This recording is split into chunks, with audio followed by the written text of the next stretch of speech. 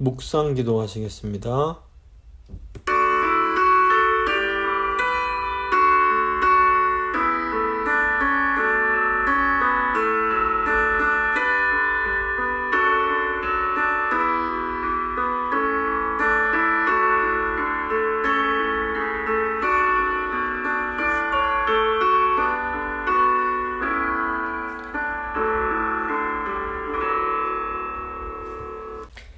사도신경 고백합니다.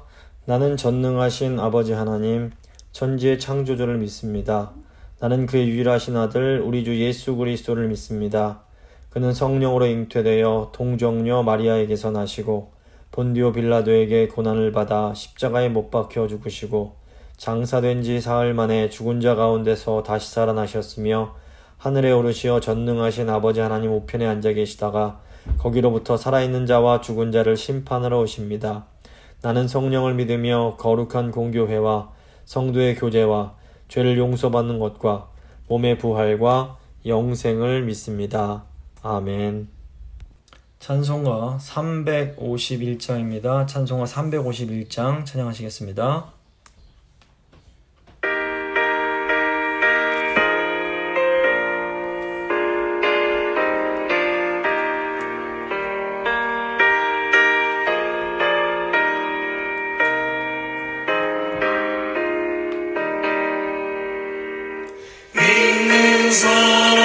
사람들은 주의 군사니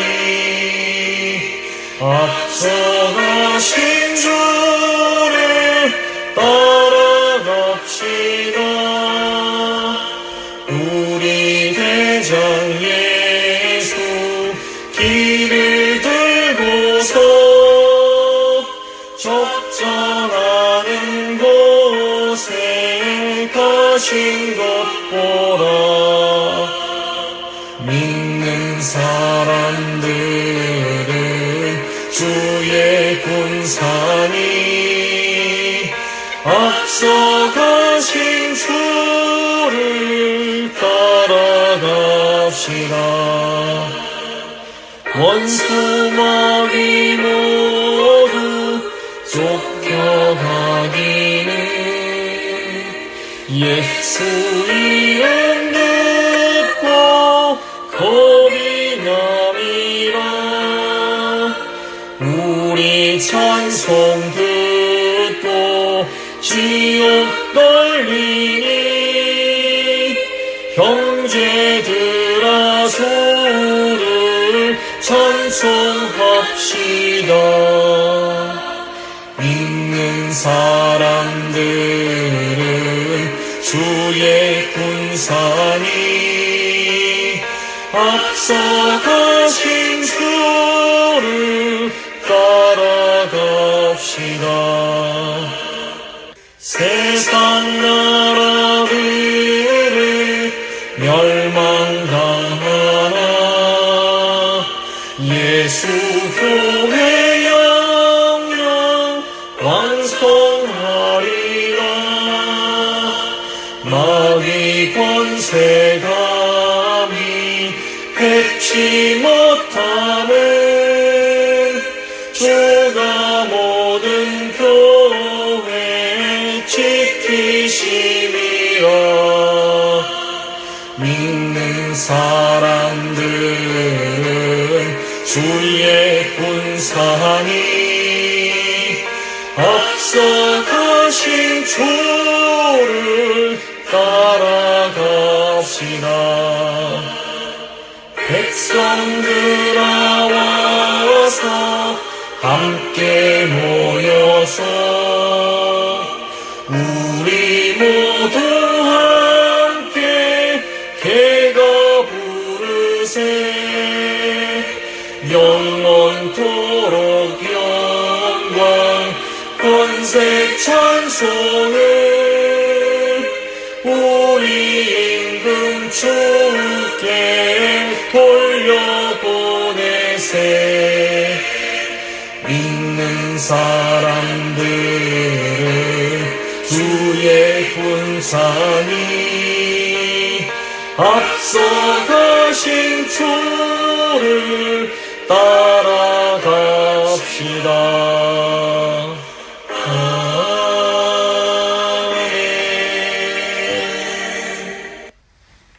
기도하시겠습니다. 거룩하신 하나님 아버지 감사합니다. 오늘도 저희를 사랑하셔서 저희에게 새로운 힘과 위로를 주시기 위하여 저희를 하나님 말씀 앞으로 인도해 주신 것 감사합니다.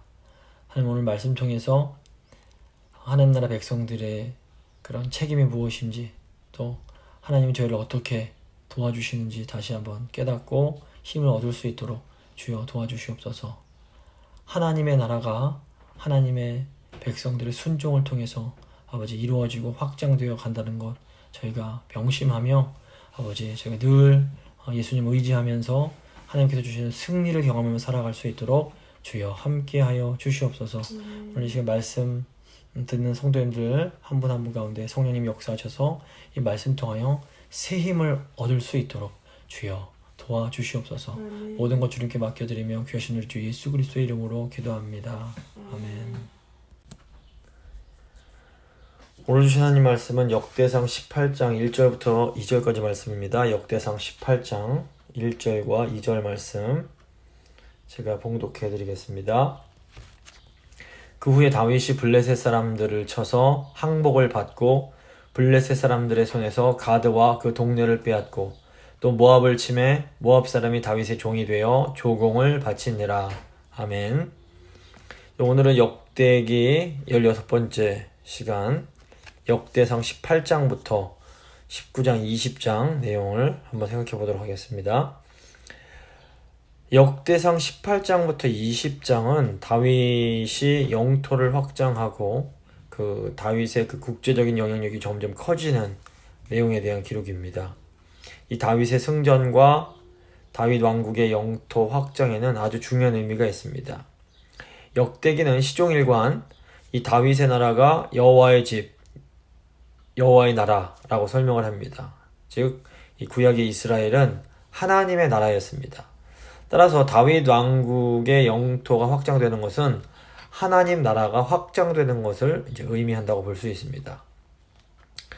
그 이제 표를 보시면 쭉 이 18장부터 20장까지 이제 구조를 쭉 보실 수가 있습니다. 먼저 이제 18장 1절부터 13절까지는 그 다윗의 승전 기록이 나옵니다. 1절부터 6절 보시면 이제 승전과 영토 확장에 대한 내용 제가 한번 보실 수가 있는데 그 1절부터 6절은 그 블레셋에 대한 승리의 기록을 비롯해서 모압과 이 소바에 대한 다윗이 거둔 승리를 기록하고 있습니다. 1절 말씀입니다. 그 후에 다윗이 블레셋 사람들을 쳐서 항복을 받고 블레셋 사람들의 손에서 가드와 그 동료를 빼앗고 사울 왕 때도 블레셋과 싸운 적이 있었습니다. 근데 이제 사울 왕은 블레셋을 이기지 못했고 결국 이제 블레셋 사람들의 손에 죽임을 당하게 됩니다. 이 블레셋은 사울 왕과 그 집안의 몰락을 가져왔을 뿐 아니라 사실 역사적으로 끈질기게 이 이스라엘을 괴롭혀온 국가적 원수라고 볼 수 있습니다. 근데 다윗 왕이 블레셋을 치면서 드디어 블레셋이 항복을 하게 되고 블레셋이 점령했던 그 땅을 그 손에서 빼앗을 수가 있게 됩니다. 이것은 다윗 왕이 적극적으로 이 블레셋을 공격했음을 보여줍니다. 영적으로 볼 때 블레셋은 하나님의 백성들을 계속해서 괴롭히는 어떤 그런 어려움들을 상징합니다. 우리가 하나님을 온전하게 의지하면서 적극적으로 기도할 때에 이렇게 블레셋처럼 우리를 힘들게 하던 문제가 이렇게 해결되는 은혜를 경험할 수가 있게 됩니다. 다윗은 블레셋뿐 아니라 이제 모압과 소바왕 하닷 에슬도 치게 됩니다. 2절 또 모압을 치매 모압 사람이 다윗의 종이 되어 조공을 바치니라. 모압은 이스라엘의 속국이 되어서 다윗에게 조공을 바치게 됩니다. 이것은 이제 다윗이 하나님의 복을 받게 되는 것을 상징합니다. 하나님을 온전히 의지할 때에 우리는 하나님께서 주시는 이런 복을 받을 수가 있는 겁니다. 3절 4절입니다. 소바왕 하닷 에셀이 유브라데 강가에서 자기 세력을 펴고자 하매 다윗이 그를 쳐서 하맛까지 이르고 다윗이 그에게 병거 1000대와 기병 7000명과 보병 20000명을 빼앗고 다윗이 그 병거 100대의 말들만 남기고 그 외의 병거의 말들은 다 발에 힘줄을 끊었더니 다윗이 또 이제 북쪽에 있는 이 소바를 공격을 해서 유브라데 지역까지 차지를 하게 됩니다. 이것은 하나님의 약속의 성취라는 측면에서 아주 중요한 의미가 있습니다.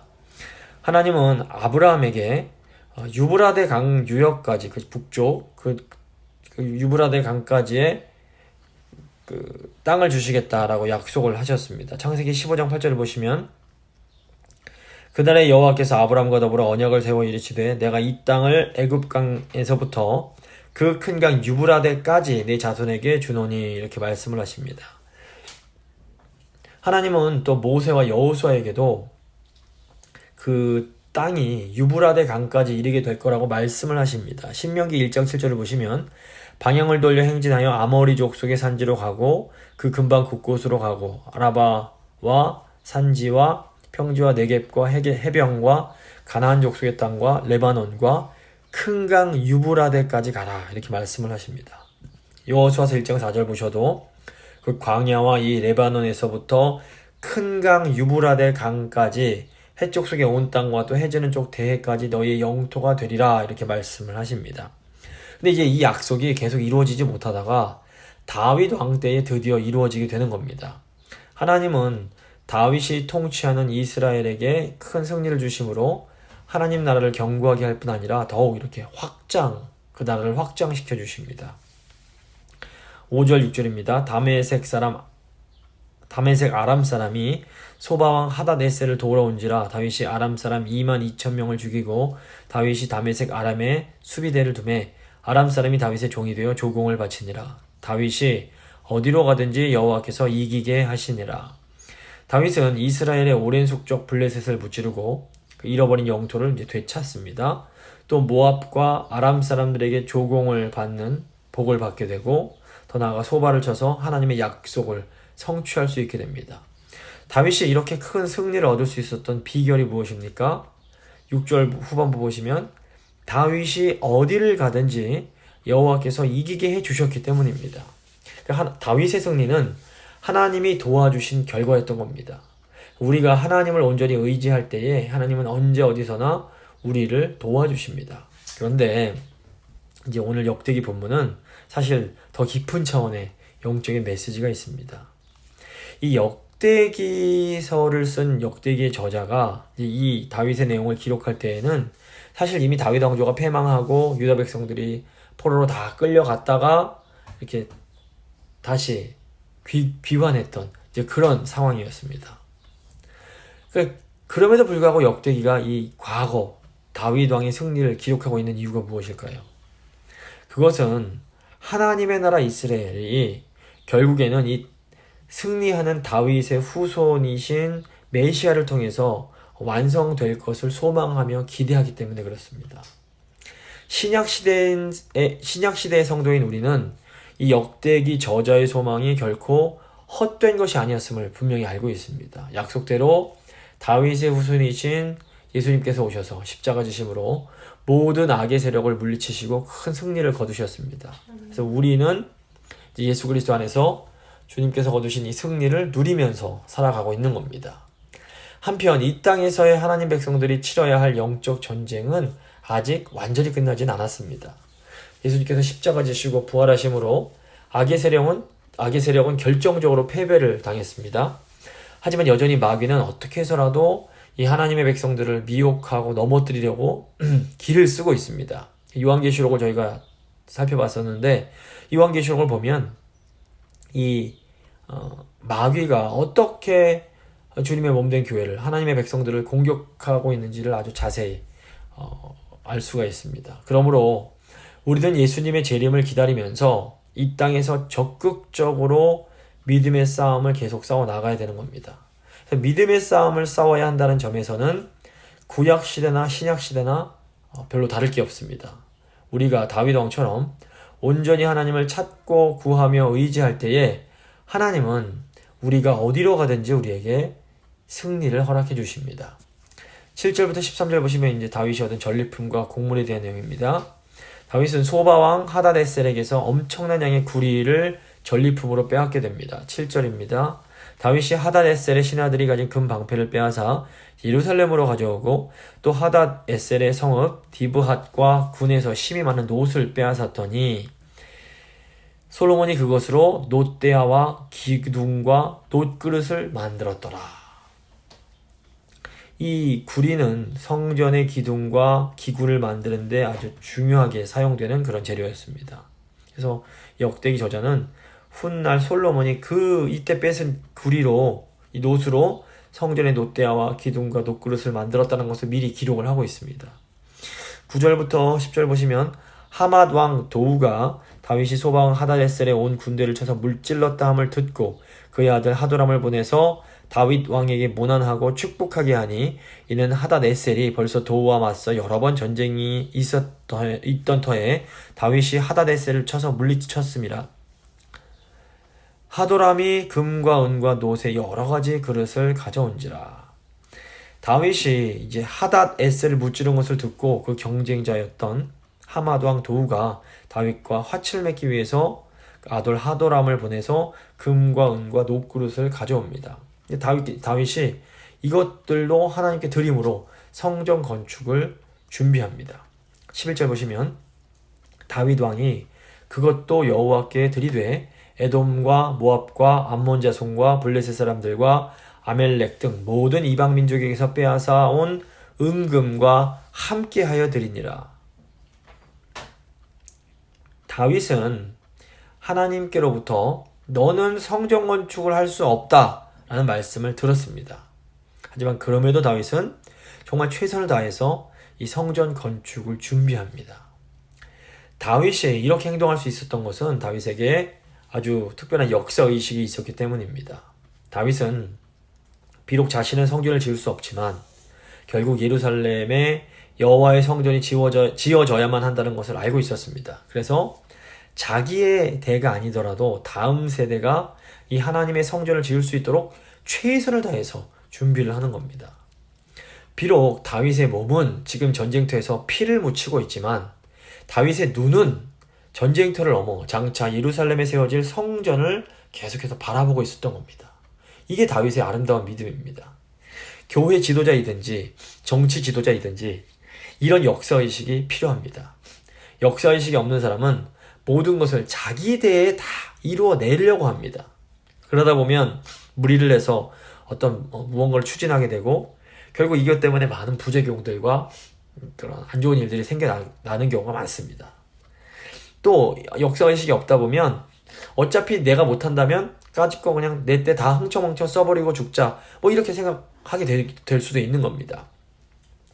하지만 역사적 안목이 있는 사람은 이 다윗 왕처럼 후대를 위해서 준비하는 지혜가 있습니다. 그래서 비록 지금 나는 고생하면서 신앙의 전쟁터에서 애를 쓰고 있지만 나의 다음 세대가 아름다운 주님의 성전을 짓게 되는 모습을 바라보면서 최선을 다하는 삶을 살 수가 있게 되는 겁니다. 그래서 이 역사의식이 굉장히 성도들에게 중요합니다. 12절 13절 보시면 수루야의 아들 아비새가 소금 골짜기에서 에돔 사람 18,000명을 쳐 죽인지라 다윗이 에돔의 수비대를 두매 에돔 사람이 다 다윗의 종이 되니라. 다윗이 어디로 가든지 여호와께서 이기게 하셨더라. 다윗의 이 중심을 아셨던 하나님께서 다윗에게 계속해서 승리를 주십니다.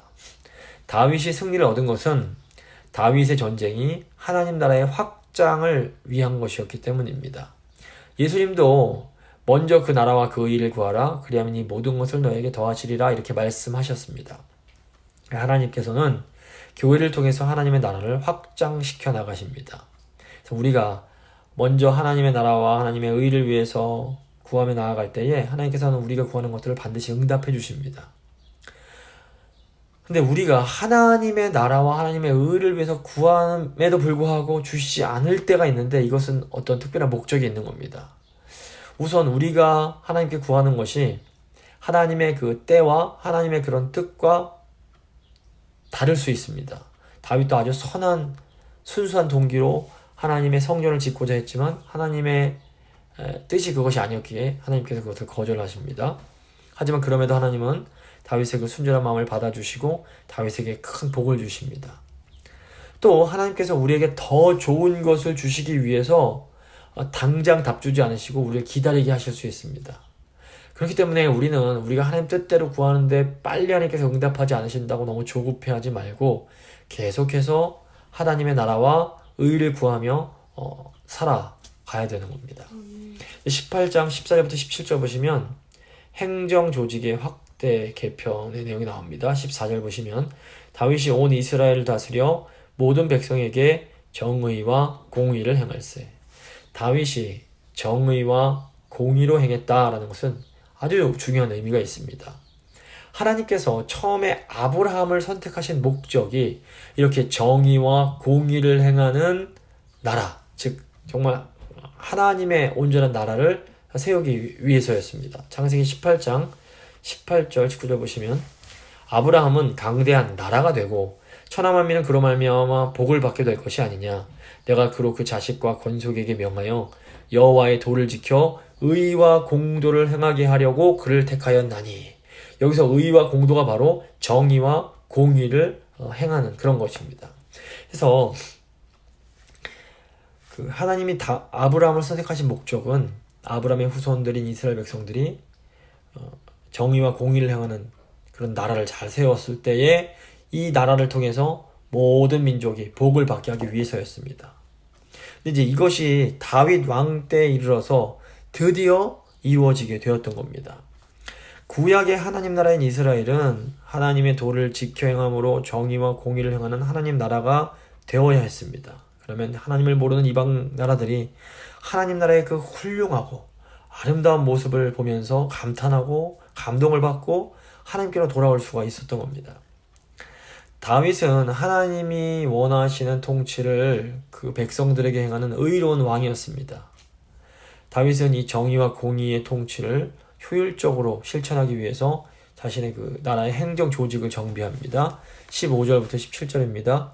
수르야의 아들 요압은 군대 사령관이 되고 아힐룻의 아들 여호사밧은 행정장관이 되고 아이두베 아들 사독과 아비아달의 아들 아비멜렉은 제사장이 되고 사워사는 서기관이 되고 여호야다의 아들 브나야는 그렛 사람과 블렛 사람을 다스리고 다윗의 아들들은 왕을 모시는 사람들의 우두머리가 되니라.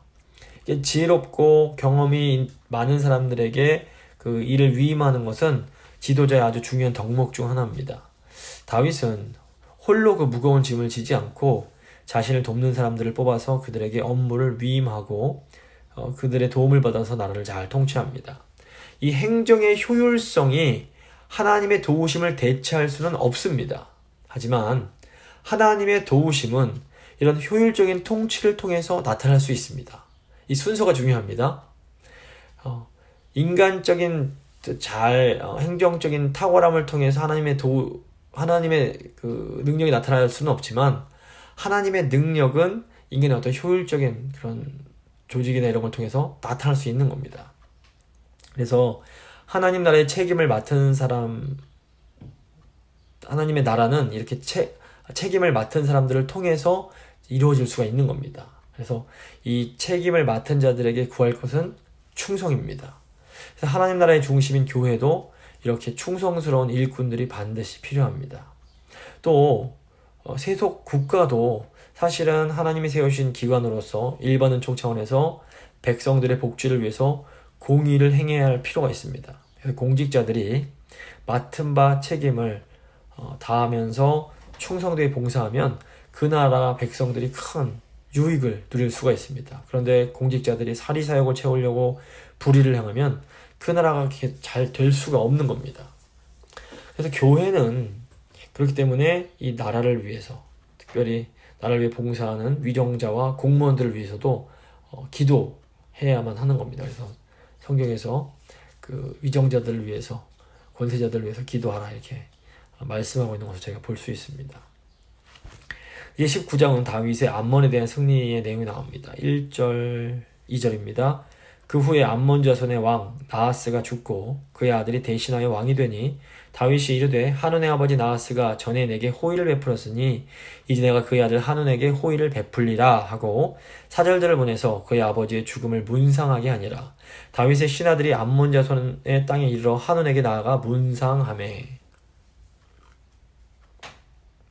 다윗은 암몬의 나하스 왕이 죽자 그의 아들 한운에게 부친의 죽음을 문상하는 사절단을 보냅니다.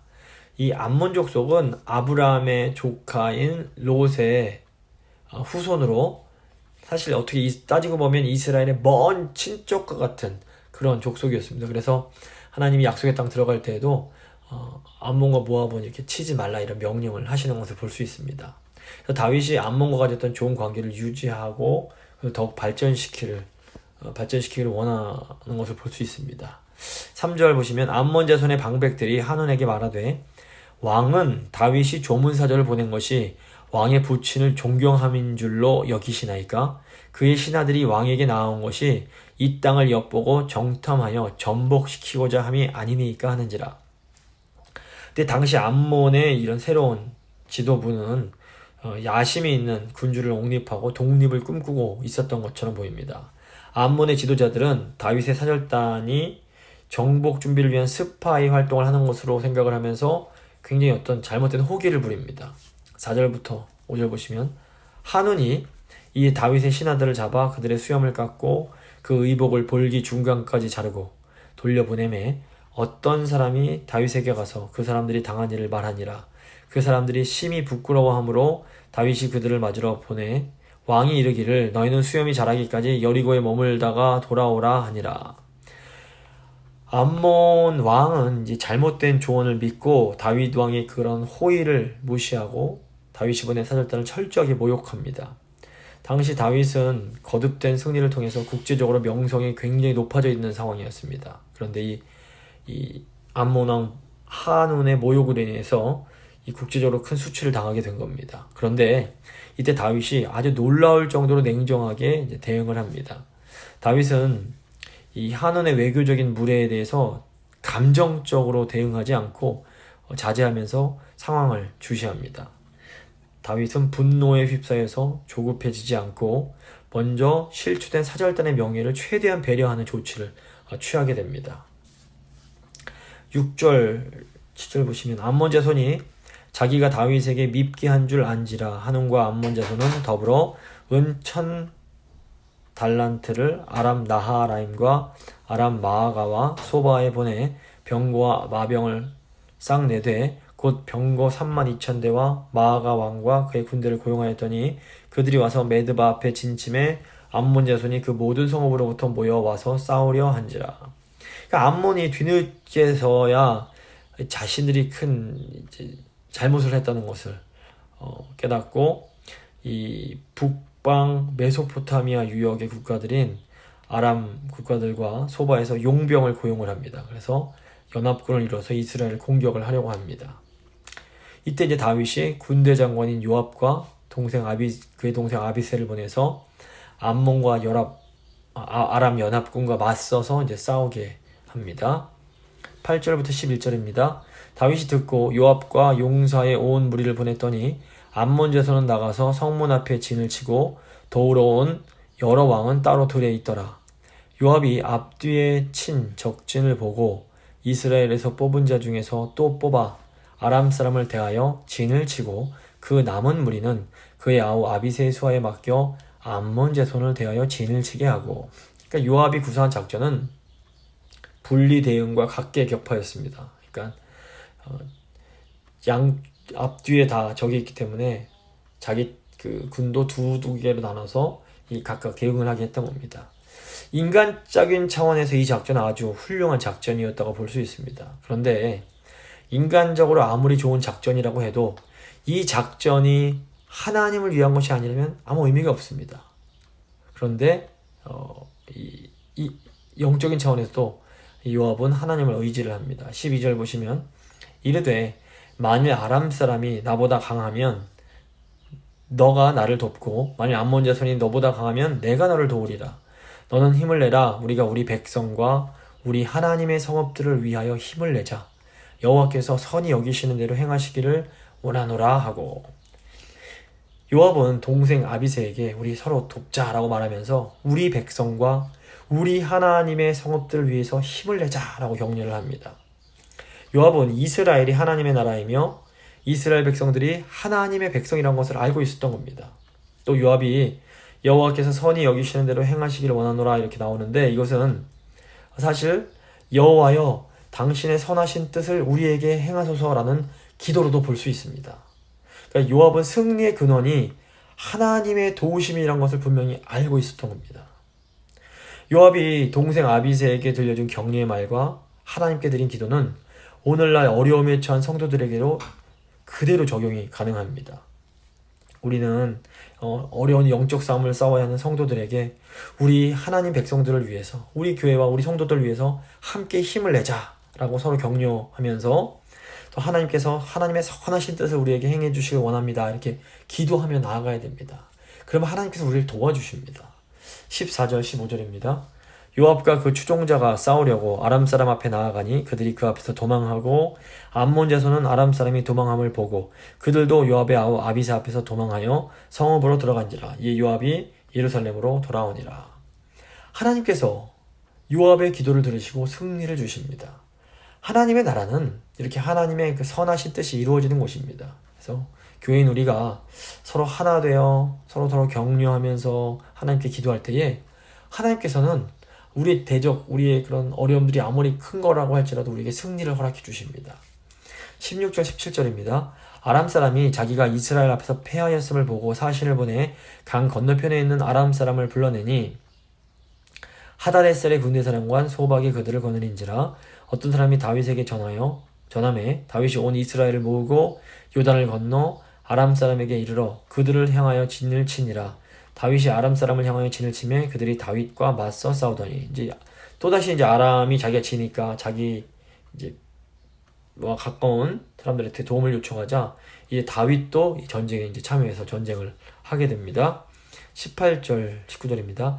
아람 사람이 이스라엘 앞에서 도망한지라. 다윗이 아람 병거 7,000대 군대와 보병 4만 명을 죽이고 또 군대 지휘관 소박을 죽임에 하다데셀의 부하들이 자기가 이스라엘 앞에서 패하였음을 보고 다윗과 더불어 화친하여 섬기고 그 후로는 아람 사람이 암몬 자손 돕기를 원하지 아니하였더라. 하나님께서는 또다시 다윗에게 큰 승리를 허락해 주십니다. 승리를 거둔 다윗은 아람을 이제 속국으로 삼게 됩니다. 이 전쟁의 승리는 하나님께서 다윗 왕국을 축복하고 계심을 보여줍니다. 그러니까 다윗의 거듭된 승전을 지금 역대기가 기록하고 있는데, 이것은 하나님 나라가 계속해서 이렇게 전진해 가고 있음을 보여줍니다.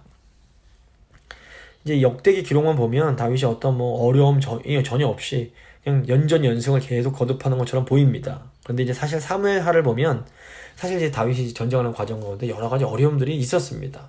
그런데 역대기는 이런 어려움들을 생략하고 다윗의 거듭된 승전만을 기록하고 있습니다. 이런 어려움들이 생략된 것은 다윗의 어떤 연약함과 부족함에도 불구하고 하나님 나라가 계속해서 전진하고 있음을 강조하는 겁니다. 이것은 하나님 백성의 부족함에도 불구하고 예수 그리스도가 오심으로 결국 교회를 세워주신 것으로 이어지게 됩니다. 근데 이 원리가 지금도 마찬가지입니다. 하나님은 교회인 우리의 연약함에도 불구하고 지금도 계속해서 이 땅 가운데 하나님의 나라를 확장해 가고 계십니다. 그러니까 우리가 부족함이 있고 연약함이 있지만 우리의 연약함과 부족함이 하나님의 역사를 방해하지는 못하는 겁니다. 그렇기 때문에 우리는 우리 자신의 연약함을 보면서 낙심하거나 실망하는 것이 아니라 계속해서 하나님을 바라보면서 앞으로 나아가야 됩니다. 20장은 다윗의 마지막 승리의 내용입니다. 1절과 3절은 암몬 라빠의 점령입니다. 이제 이 20장 1절부터 3절은 19장에 나오는 이 승리의 뒤를 이은 내용이라고 볼 수 있습니다. 1절입니다. 해가 바뀌어 왕들이 출전할 때가 되매 요압이 그 군대를 거느리고 나가서 암몬 자손의 땅을 격파하고 들어가 라빠를 에워싸고 다윗은 예루살렘에 그대로 있더니 요압이 라빠를 쳐서 함락시키매. 요압이 전쟁에 출정해서 암몬의 라빠를 함락시킬 때에 다윗 왕은 예루살렘에 그대로 머물러 있으면서 전쟁에 참여하지 않게 됩니다. 사무엘하 11장을 보면 바로 이 시점에 이제 밧세바 사건이 일어납니다. 그런데 역대기는 사무엘서와는 달리 이 다윗의 아주 결정적인 이 죄, 잘못을 기록하지 않습니다. 2절, 3절 보시면 다윗이 그 왕의 머리에서 보석 있는 왕관을 빼앗아 중량을 달아보니 금 1달란트라. 그들의 왕관을 자기 머리에 쓰니라. 다윗이 또 그 성에서 노력한 물건을 무수히 내오고 그 가운데 백성을 끌어내어 톱과 쇠도끼와 돌서래로 일하게 하니라. 다윗이 암몬 자손의 모든 성읍을 이같이 하고 다윗이 모든 백성과 함께 예루살렘으로 돌아오니라. 역대기는 다윗의 이렇게 승전의 모습을 통해서 성전 건축을 준비하는 그런 내용만을 계속 기록하고 있습니다. 역대기는 노력한 적군의 백성들, 무수한 물건들을 잘 이렇게 설명하면서 하나님께서 이스라엘을 축복하고 계신만을 강조합니다. 이 역대기서가 이렇게 다윗의 잘못을 기록하지 않은 것을 우리가 어떻게 받아들여야 될까요? 이 역사란 것은 이 기록을 통해서 기억이 되는 겁니다. 그 역사가는 그 기록을 통해서 그 기억을 전달하는 사람입니다. 그래서 성경 역사가의 기억은 궁극적인 성경의 저자이신 하나님의 기억을 반영한다고 볼 수 있습니다. 바로 이런 점에서 지금 다윗이 범한 죄의 기록이 생략된 것은 나름 중요한 의미가 있습니다. 그러니까 즉 지금 다윗의 죄와 벌에 대한 기록이 없다라는 것은 하나님께서 다윗의 죄를 용서하신 것을 나타낸다고 볼 수 있습니다. 하나님은 진심으로 회개한 사람의 죄를 완전히 도말하시고 기억조차 하지 않으십니다. 이미 사무엘하 12장에서 하나님은 다윗의 죄를 용서하셨습니다. 역대기는 다윗의 죄를 기록하지 않으므로 다윗의 죄가 용서받았음을, 하나님으로부터 용서받았다는 것을 간접적으로 보여줍니다. 물론 다윗은 자신이 지은 죄에 대한 그 결과, 그 대가는 어느 정도 지불해야 했습니다. 하지만 중요한 것은 다윗이 자신이 지은 죄에 대해서 하나님 앞으로부터는 용서를 받았다라는 것입니다. 우리도 어떤 잘못을 하면 그 잘못에 대한 어떤 그 책임을 져야 되는 부분들이 존재합니다. 그래서 내가 고의적으로 그 교통신호를 위반해서 어떤 사고가 난다면 그 사고에 대한 책임을 질 수밖에 없는 겁니다. 하지만 우리가 잘못한 것에 대해서 정말 진심으로 뉘우치고 하나님 앞에 회개하면 하나님께서 우리가 지은 죄를 깨끗하게 용서해 주십니다. 예수님이 이 땅에 오셔서 십자가를 지시고 우리를 위해서 죽어주신 목적이 바로 이것 때문입니다. 그래서 성도는 이 주님의 죄 용서에 의지해서 죄로부터 큰 자유를 얻을 수가 있는 겁니다. 이 역대기가 이것을 우리에게 분명하게 보여주고 있습니다. 이제 4절부터 8절 보시면 그 다윗의 블레셋에 대한 승리의 기록이 나옵니다. 이제 18장이 블레셋과의 싸움으로 시작이 되는데 마지막 싸움도 블레셋에 대한 승리로 이제 마무리가 됩니다. 특별히 4절에서 8절 보시면 모두 키가 큰 자, 즉 거인족에 대한 승리를 강조하고 있습니다. 4절부터 5절 보시면 이후에 블레셋 사람들과 게셀에서 전쟁할 때에 후사 사람 10부개가 키가 큰 자의 아들 중에 10배를 쳐 죽임에 그들이 항복하였더라. 다시 블레셋 사람들과 전쟁할 때에 야일의 아들 엘하난이 가드 사람 골리앗의 아후 라흐미를 죽였는데 이 사람의 창자로는 배틀채 같았더라. 이 거인들, 큰 자는 하나님 나라를 위협하는 존재로서 마땅히 정복되어야만 하는 그런 악한 존재들을 상징합니다. 블레셋의 거인들의 무기는 이 거인 골리앗의 무게만큼 굉장히 가공할 만한 위력을 가졌습니다. 그렇기 때문에 이 거인들에 대한 승리는 하나님이 도와주실 때만 가능하다는 것을 우리가 짐작할 수 있습니다. 6절부터 8절입니다. 또 가드에서 전쟁할 때에 그곳에 키 큰 자 하나는 손과 발에 가락이 6씩 모두 24이 있는데 그도 키가 큰 자의 소생이라 그가 이스라엘을 능욕함으로 다윗의 형 시므아의 아들 요나단이 그를 죽이니라. 가드의 키 큰 자의 소생이라도 다윗의 손과 그 신하의 손에 다 죽었더라. 성경에서 손은 능력을 상징합니다. 따라서 이 육손을 가진 거인은 보통 사람들의 능력을 초월한 아주 강한 능력을 가진 그런 것을 상징합니다. 하지만 이 거인의 육손을 가진 거인도 다윗의 부하의 손에 죽게 됩니다. 다윗의 부하들의 손은 곧 다윗의 손이었으며 이 다윗의 손은 하나님이 함께 하시는 손이었던 겁니다. 그래서 인간적으로 어마어마한 능력을 가진 키 큰 자의 소생이라도 다윗의 손과 그 신하의 손을 감당하지 못하는 겁니다. 결국 이 강한 블레셋과의 전쟁은 다윗의 완전한 승리로 끝이 납니다. 이제 삼손의 때부터 이스라엘을 괴롭혀온 블레셋은 다윗 왕의 손에 의해서 결정적으로 패망하고 더 이상 하나님의 백성들을 괴롭히지 못하게 됩니다. 이렇게 다윗을 통해 이룩된 땅의 평화와 안식의 토대 위에 하나님의 그 아름다운 성전이 건축이 되는 것입니다. 말씀을 마무리해 보겠습니다. 다윗 왕의 승리와 그 다윗 왕국의 영토의 확장은 하나님 나라의 승리와 그 확장을 상징합니다. 하나님은 하나님을 온전히 의지하는 다윗을 통해서 하나님의 나라를 확장해 나가십니다. 인간적으로 볼 때 다윗이 완전한 사람은 아니었습니다. 분명히 부족함이 있는 사람이었습니다. 하지만 그럼에도 다윗의 인간적인 부족함이 하나님 나라가 전진하는 것을 막지는 못합니다. 그래서 하나님 백성들 앞에는 언제나 우리를 대적하는 영적인 거인과 같은 그런 어려움들이 존재합니다. 하지만 우리는 하나님의 손을 의지함으로, 그 능력을 의지함으로 어떤 영적 거인들도 물리칠 수 있습니다. 하나님이 우리를 도와주시기 때문에 그렇습니다. 그래서 우리가 신실하게 예수님을 의지하며 나아감으로 하나님께서 교회는 우리를 통해서 하나님의 나라를 계속해서 확장해 나아가실 수 있도록 한번 다 같이 기도하도록 하겠습니다.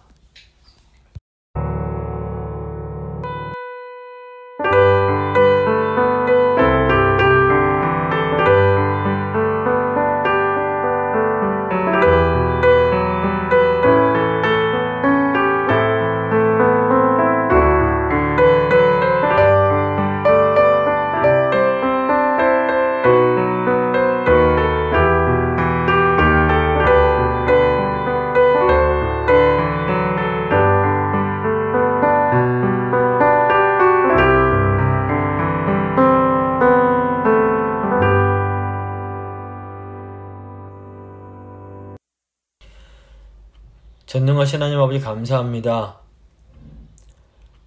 하나님의 나라는 계속해서 전진해 갑니다. 하나님의 백성인 저희가 때로 연약하고 부족하여 실수하고 잘못을 할지라도 아버지 여전히 하나님은 하나님의 그 구원의 큰 일을 이루고 계십니다. 아버지 감사합니다. 하나님 하지만 저희가 다윗처럼 늘 하나님을 온전히 의지함으로 하나님께서 주시는 승리를 경험하며 살기 원합니다. 저희 앞에 영적인 거인들이 있을지라도 아버지 믿음으로 나아갈 때 하나님의 도우심으로 승리하게 하시고 정말 주님의 몸된 교회를 통해서 하나님의 그런 뜻이 이루어지고 하나님의 나라가 확장되는 것을 저희가 경험하며 살 수 있도록 주여 도와주시옵소서.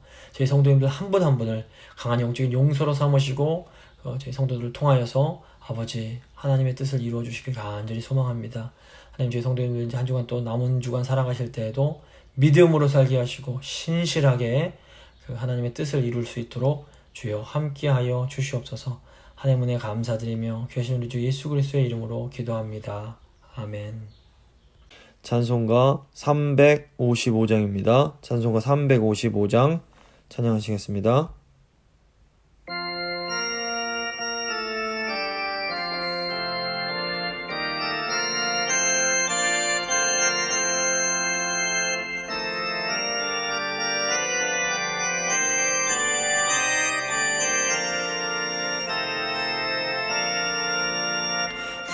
다같이 일어나 용감히 싸워라.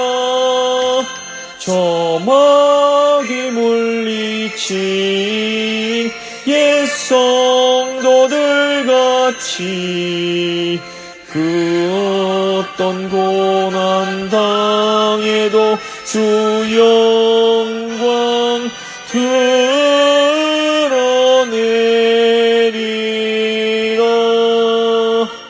옛 성도 걸어간 그 길을 따라서 이 거룩한 싸움 늘 싸워 이기며 이 세상 유혹 물리쳐 내 주만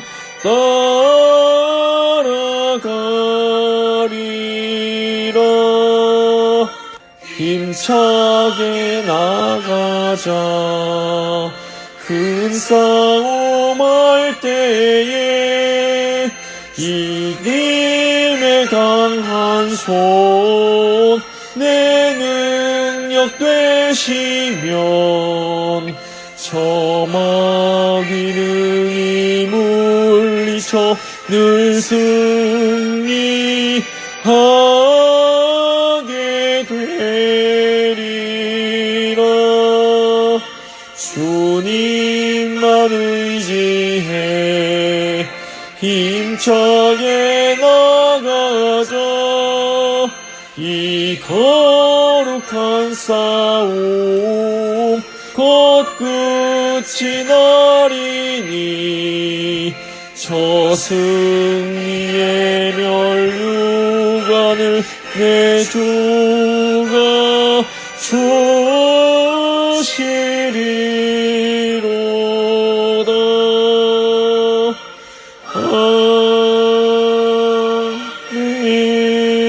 아멘. 주님 가르쳐 주신 기도로 예배 마치도록 하겠습니다. 하늘에 계신 우리 아버지, 아버지의 이름을 거룩하게 하시며 아버지의 나라가 오게 하시며 아버지의 뜻이 하늘에서와 같이 땅에서도 이루어지게 하소서. 오늘 우리에게 일용할 양식을 주시고 우리가 우리에게 잘못한 사람을 용서해 준 것 같이 우리 죄를 용서해 주시고 우리를 시험에 빠지지 않게 하시고 악에서 구하소서. 나라와 권능과 영광이 영원히 아버지의 것입니다. 아멘.